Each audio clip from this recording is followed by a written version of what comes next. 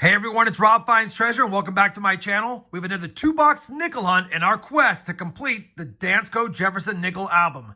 Now for those following along, we've hunted 159 boxes so far in the first book trying to complete it, and we just need that 1950D. It is the key date nickel. It is a tough one to find. I have found 3 of them, but not any in the last 159 boxes. Now, when we approached the 100th box, we decided to start a second set of books. Same exact type of books, but there's 2 instead of just 1. And after 59 boxes hunted through the series 2 books, we only need 2 nickels. Of course, the 50D still, and the 1939S. I'm hoping that these set of boxes can give us at least the 39S to inch us closer, or, if we're so lucky, to finally end the quest for the 50D. Now, this is going to be episode number 94, and it's boxes 160 and 161 for the first book, and boxes 60 and 61 for the second set of books. If for some reason you haven't been following along and you'd like to start from the very beginning, I have that playlist starting at box 1, linked both down below in the video description, as well as pinned up here for your convenience. Now that we got that out of the way, let me go ahead and remove the card, slide the books over, and begin the hunt. Now, both of these boxes have the holes in the bottom. I can tell they're circulated nickels. I didn't see anything promising by the holes in the bottom, but you never know what's inside the rolls, and that's what we're about to find out. Let me go ahead and get this first box opened up, see if we have any fancy enders. In my last nickel hunt from the same bank as these boxes, we actually had some uncirculated 1960Ps, and wow, that is a lot of glue. Looks like we might get it open here eventually though, and then once we do, we'll go ahead and see if there's any fancy enders on top again. I don't see any fancy enders, but we do have a good mix of nickels. Looks like we have an older strike here, possibly here, and definitely some nicer older Jeffersons as well. Let me go ahead and start the hunt, and you guys know the drill. As soon as we have a find, pre-1950 or 1950, I'll bring it back in.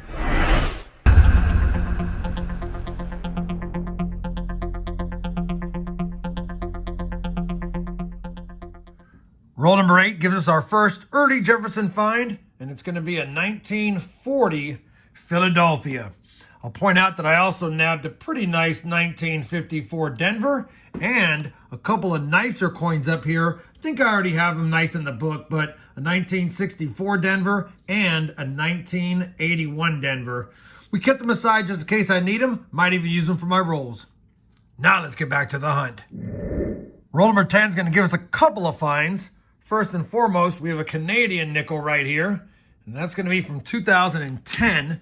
And then I already saw it peeking out. We've got a 1947 nickel, minted in Denver. Speaking of Denver minted nickels, we did just recently find also a pretty nice 1953 Denver, and I don't see a lot of 53 and 54s in relatively nice shape, so that makes me excited for this box. Let's get back to the hunt. Well, we're on roll number 16 of the box, and I was talking about how there's some nicer coins than I normally see in the box, but I wasn't expecting to see this. Take a look at that 1947. Holy cow. 1947 in almost uncirculated condition. And it's got a Denver mint mark. No, that's the San Francisco mint mark. Let me just double check. Yes, it is. 1947S. It does not have steps, though, which is typical. That would have been nice to have full steps. But it's definitely a really nice coin. 1947 San Francisco, 1 year off a key date. But in that condition, that should upgrade one of the books for sure. Wow. We'll put that at the top of the nice finds. Don't want to get it caught up down here with some of the irregular finds. Could be a good box.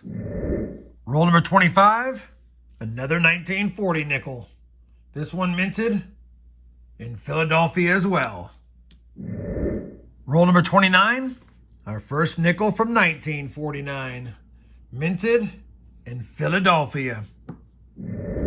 Roll 34, another nickel from 1940, minted in San Francisco this time. Roll number 35 is going to give us our first chance at finding something for the book. because we have a 1939. It's got decent detail. We need an S. And it's a filly. But we'll go ahead and check it to make sure it's a filly. It is. And we'll take a quick peek to see if it has any of that double die reverse that we're looking for on 5 cents in Monticello, which it doesn't. So definitely just a 1939 filly, but it was a close call. Roll number 49, and we have our first nickel from 1946. And that's going to be a 1946 Philadelphia. We have finished the first box of this 2-box nickel hunt, and it was a little bit light on finds. We had 18 total finds, and I like a little bit more than 20. But in those 18 finds, a beautiful 1947 San Francisco Jefferson nickel. We did find a 39p. We also nabbed a 51D, and then a couple of really nice 52 and 53 nickels that might upgrade as well. On top of that, I set aside some beautiful nickels, more modern, just to see if they upgrade, since you never know if we could have an upgrade that we haven't been looking for. First box down. Let me slide the second box over after I clear this box away, and we'll do a live opening on it next. All right, we're ready for the second box, and I will make a quick correction. I said 52 and 53 nickels. It was 53 and 54. Just wanted to point that out. We don't want any more mistakes. All right, let's go ahead and crack open this second box of the hunt. Pray that we get a 39S or a 50D, maybe a buffalo nickel, maybe some war nickels that are made of silver. Any of that would be great. All right, quick peek. Couple of older Jefferson designs, but it does look like it has a few more modern nickels than the last box. We'll have to see how this box goes. 18 finds on the board. Can we get to that magic 40 finds after 2 boxes?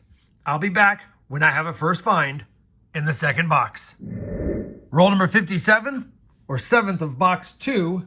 We've got another 1947 with some damage from Philadelphia. Roll number 63, our first nickel from 1941 found during the hunt, and it's a 41 filly. We're on roll number 84, and the box has been pretty slow for 40s finds, but a few rolls ago we did find a 52D and a 52S, which got me excited. That being said, I bring in, though, because we do have a 1949 nickel here, and it's minted in Denver, so we'll quickly just check it for that D over S.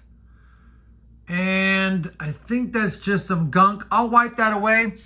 If something comes of it, I'll let you guys know. Otherwise, 1949 Denver. Well, the second box has been hunted, so that's going to wrap it up for this 2-box hunt. I will say it was lighter than the first box.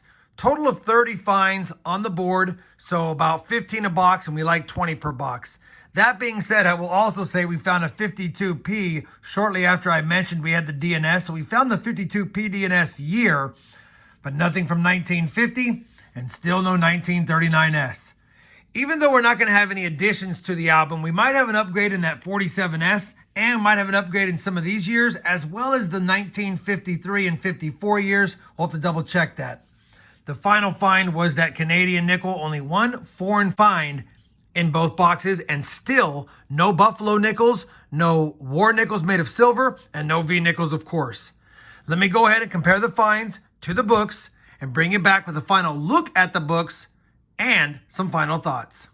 Well, we've compared all the finds to both albums, and first and foremost, I'm pleased to announce that 1947S was actually used in the first book. So it's good to see an upgrade on the first book through 161 boxes. We then took the 47S out of this book, and we were able to use it to upgrade the 47S in this book. So we did get the upgrade on the 47S in both books, which makes me happy. Unfortunately, despite all of the other finds we had on the board, nothing justified removing something from its slot and trying to upgrade it. They either were equal or so close, it just wasn't worth it. At the end of the day, though, now through 161 boxes, still missing the 50D in the first book. And after 61 boxes for the second books, we're still missing the 39S and, of course, the 50D. I know it's always rough when we don't get any additions, but anytime we can get an upgrade, the books are still better than they were at the start of the hunt, and that's progress. I wish we would have found some war nickels or some buffalo nickels, but that's coin roll hunting. You got to take what you can get and just wait until the next hunt. Hopefully, despite the lack of additions, you guys still enjoyed this 2-box hunt. If you did, I'd appreciate that thumbs up. And as always, everyone, Happy hunting, and thanks for watching.